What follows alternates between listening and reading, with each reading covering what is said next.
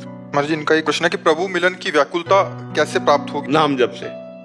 जिनका हम बार बार नाम सुमिरन करते हैं तो फिर रोने आने लगता है कि प्रभु इतने दिन हो गए भजन करते हुए, आज तक आपको देखा नहीं, सुना है केवल, प्रभु कब देखूंगा। और जब व्याकुल हो जाता है तो रुदु सुश्रम राजन कृष्ण दर्शन लालसा, जब कोई भगवान के दर्शन के लिए रोने लगता है तो फिर ये जीवन में प्रश्न खत्म हो जाता है कि भगवान मिले कि नहीं मिले।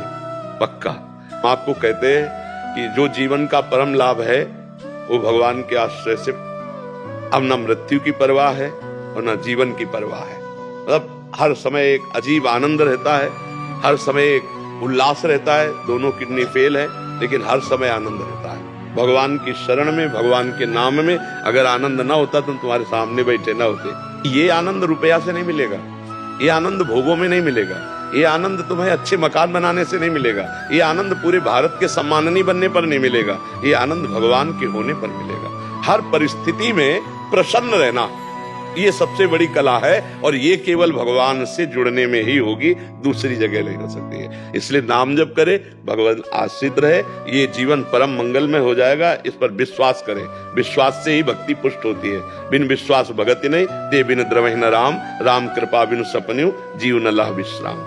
महाराज जी, आपने बोला कि आपने दृढ़ आश्रय लिया भगवान का। महाराज जी, पहले से ही आश्रय तत्व आपके अंदर पुष्टता थी महाराज जी? बिना आश्रय के 13 वर्ष की अवस्था में घर से कैसे भाग पड़ेंगे? हमें किसी ने सिखाया थोड़ी था, हमें किसी ने सिखाया नहीं था।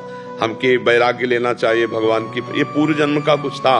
तो बस जब हम 7, 8, 9 इस पढ़ाई में थे, बस हमारे अंदर एक ही बात आती कि ये सब मरने वाले हैं। माताजी मर जाएंगी, पिताजी मर जाएंगे, कोई हमारा है? कौन हमारा है? तब लगता जो हमारा नहीं है उस पे हम क्यों अपना समय दें।